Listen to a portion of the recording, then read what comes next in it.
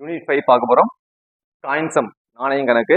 3 நாணயங்கள். கொஸ்டின் என்ன கேட்பானா, 3 நாணயங்கள் ஒரே நேரத்தில் சுண்டப்படுகிறது. 3 coins are tossed simultaneously. சரியாக ஒரு தலை கிடைக்க நிகழ்த்தகவு. குறைந்தபட்ச ஒரு தலை இல்ல அதிகபட்ச ஒரு தலை. At least 1/8, utmost 1/8. ஃபர்ஸ்ட் இந்த சம்முக்கு என்ன பண்ண போறோம்னா, முதல்ல காயின் சம்மா இருக்கட்டும், டை சம்மா இருக்கட்டும், என்ன பண்ணணும், ஃபர்ஸ்ட் எஸ் எழுதணும். எஸ் என்னன்னா கூறு வெளிப்பாடு எழுத போறீங்க. இப்போ இது காயின் சம் இருக்கு, நமக்கு தெரியும் காயின் நாணயங்கள். நாணயங்கள் எத்தனை பக்கம் இருக்கு? 2 பக்கம் இருக்கு. ஒன்னு ஹெட், இன்னொன்னு டெய்ல். தலை இல்ல பூ, ஹெச்ல டி.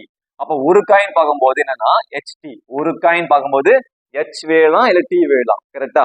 அதே 2 காயின் பாக்குறேன். 2 காயின் பார்க்கும்போது என்ன வேணும்? 2 காயின் டாஸ் பண்றேன்னா ரெண்டுமே ஹெச்சா வேலாம், இல்ல ஒரு ஹெச் ஒரு டி வேலாம், இல்ல ஒரு டி ஒரு ஹெச் இருக்கு டீயா வேலாம். அப்ப எப்படி வேணும்னா இது ரெண்டா பிரிக்கிறேன். இது 3 மெத்தட் சொல்லுவாங்க. HD HD. இது 2 காயின்கான கூறுவெளி. இப்போ 3 காயின் டச் பண்றேன். அப்ப இது ரெண்டா பிரிக்கணும். H t h t h t h t. கிளியரா? அப்ப என்ன அர்த்தம்? இது அப்படியே என்ன பண்ணணும்னா கம்பைன் பண்ணி எழுதினா எஸ் கூறுவெளி. சொல்லுங்க, பண்ணா இருக்கும். S h h h. First one h h h எடுத்து மாதிரி h h t. Next one h t h. Next one h t t. H t t. Next அங்க இருந்து t h h. Next one t h t. Next one t t h. Next one t t t. கிளியரா? So நம்ம டோட்டலாக இருக்கு 1 2 3 4 5 6 7 8. அப்போ n of S equal to 8. கிளியராமா? So ஒரு coin பார்க்கும்போது ஹெச்டி வேலாம், 2 காயின் பார்க்கும்போது இதை ரெண்டா பிரிக்கணும், இதை ரெண்டா பிரிக்கணும், 3 காயின் பார்க்கும்போது தனித்தனியா இருக்கிறத ரெண்டா பிரிச்சு எழுதணும், லாஸ்ட்ல கம்பைன் பண்ணி எழுத நம்ம கூறுவேன். கிளியரா? ஃபர்ஸ்ட் என்ன கேட்டிருக்காங்க, சரியாக ஒரு தலை கிடைக்க எனக்கு எக்ஸாக்ட்லி 1/8. இப்போ என்ன நம்ம ஏ எடுத்துக்கிறோம். ஏ எடுத்துட்டு ஈவெண்ட் ஆஃப் கெட்டிங் சேர்த்துக்கணும். Event of getting exactly 1/8. தமிழ்ல வந்து சரியாக ஒரு தலை கிடைக்க நிகழ்ச்சி எடுத்துக்கணும். ஓகேவா? இப்ப ஏ எழுத போறோம்.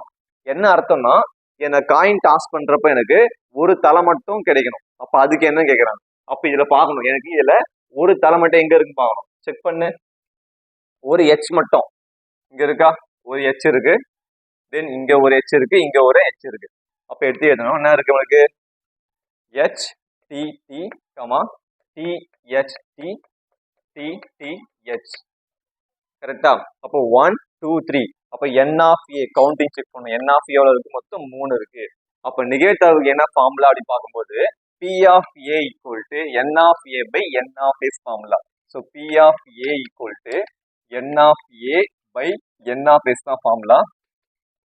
So next N of A. N of ஏன்னுமா இங்க இருக்கு 3 பை என் ஆஃப் எஸ்ன்றது கூறுவெளி எண்ணிக்கை 8. அப்ப இதான் ஃபர்ஸ்ட் கொஸ்டின் ஆன்சர். ஓகேவா? 3/8. செகண்ட் பாருங்க, அட்லீஸ்ட்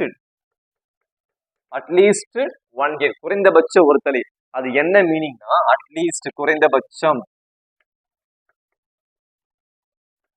குறைந்தபட்சம்னா எனக்கு ஒன்னாச்சு இருக்கணும், எனக்கு இல்லாம இருக்கக்கூடாதுன்னு பண்ண ஒன்னாச்சு இருக்கணும். 1 இருக்கலாம், அதுக்கு மேல 2 இருக்கலாம்.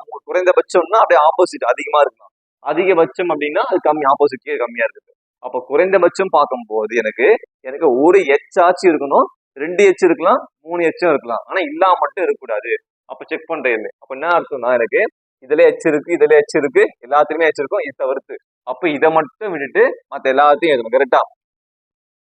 ஸோ பி எடுத்துக்கிறேன். இது b equal to h h h h h t h t h h t t comma t h h t h t t D